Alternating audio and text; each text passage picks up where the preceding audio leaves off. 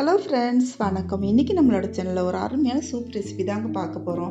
இந்த சூப் அடிக்கடி நீங்கள் சாப்பிட்டுட்டே வந்தீங்கன்னா உங்களோட ஸ்கின் எல்லாமே பார்த்தீங்கன்னா அவ்வளோ ஒரு ஷைனிங்காக மாறும். 1 வீக் நீங்கள் வந்துட்டு இந்த சூப் டெய்லி குடிச்சிட்டு வந்தீங்கன்னாலே தெரியும். இதில் வந்துட்டு எண்ணில் அடங்காத மருத்துவ குணங்கள் நிறைஞ்சிருக்குங்க. இந்த ஃப்ளவர் இருக்கு இல்லையா, அந்த சோற்றுக்கற்றாழை பூ வந்துட்டு சமையலுக்கு நிறையவே யூஸ் பண்ணலாம். குழம்பு வைக்கலாம், அடுத்து வந்துட்டு பொரியல் பண்ணலாம், அடுத்து வந்துட்டு வதக்கலாம், அப்புறம் மசாலா பண்ணலாம், நிறைய வெரைட்டி செய்யலாங்க. இதில் வந்துட்டு சூப் செஞ்சோம் அப்படின்னு சொன்னால் இதோட சத்துக்கள் எல்லாமே நம்மளுக்கு உடனடியாக உடம்புக்கு கிடைக்கும். இதில் வந்துட்டு அவ்வளோ ஒரு நிறைய மருத்துவ குணங்கள் இருக்குங்க. உங்களுக்கு கண்ணு கீழே இருக்க கருவளையம், அப்புறம் வந்துட்டு ஸ்கின் வந்துட்டு ஒரு நல்ல ஒரு ஷைனிங் கொடுக்கும். கருவளையெல்லாம் பார்த்திங்கன்னா சீக்கிரமாகவே மறைஞ்சிடுங்க. நீங்கள் தொடர்ந்து சாப்பிட்டுட்டு இருந்தீங்கன்னா இப்போ வந்து தண்ணி சேர்த்துக்கலாம். ஒரு பாத்திரத்தை அடுப்பில் வச்சுட்டு இந்த பூக்கள் வந்து பூக்க ஆரம்பித்த பின்னாடி பார்த்திங்கன்னா கொஞ்சம் கொஞ்சமாக அப்படியே மலர்ந்து பூத்துக்கிட்டே வருங்க.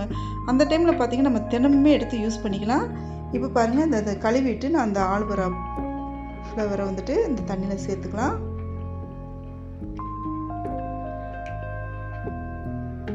இப்போ நம்மளுக்கு எந்த அளவுக்கு தேவையோ அந்த அளவுக்கு தண்ணி சேர்த்துக்கலாங்க. இதோட கலர் ஃபுல்லாக பார்த்திங்கன்னா அந்த தண்ணியில் நல்லாவே இறங்கிடும். இப்போ ஒரு சின்ன வெங்காயம், ஒரு வெள்ளைப்பூடு, அடுத்து வந்துட்டு கொஞ்சமாக இஞ்சி தோல் சீவிட்டு நான் எடுத்து வச்சுருக்கேங்க. இந்த சூப் சாப்பிடமே சுவை வந்துட்டு அவ்வளோ நல்லா இருக்குங்க.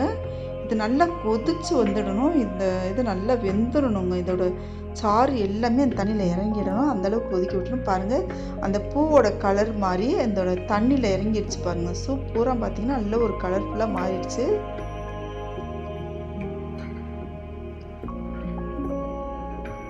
இந்த ஆலுவரா சரி, அதோட பூக்களும் சரி நிறைய மருத்துவ குணம் நிறைந்ததுங்க.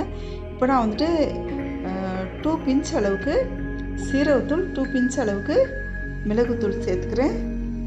சேர்த்த பின்னே கொஞ்ச நேரம் கொதிக்க விட்டால் போதும். இப்போ வந்துட்டு நம்ம ஒரு பாத்திரத்துக்கு மாற்றிக்கலாம். நீங்கள் இதை அடிக்கடி நீங்கள் குடிச்சிட்டு வந்தீங்க அப்படின்னு சொன்னாலே உங்களோட அழகில் வந்துட்டு நிறைய சேஞ்ச் தெரியுங்க. ஸ்கின் பார்த்திங்கன்னா நல்ல ஒரு இவ்வளோ ஒரு ஷைனிங்காக மாறி இருக்கும். இப்போ வந்து நம்ம வடிகட்டி எடுத்துக்கலாம்.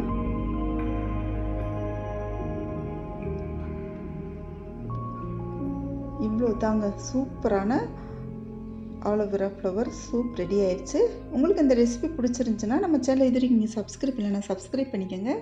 பெல் ஐக்கானை கிளிக் பண்ணிக்கோங்க. ஃப்ரெண்ட்ஸ்க்கு ஷேர் பண்ணிங்க, லைக் பண்ணுங்கள், கமெண்ட் பண்ணுங்கள். தேங்க்யூ.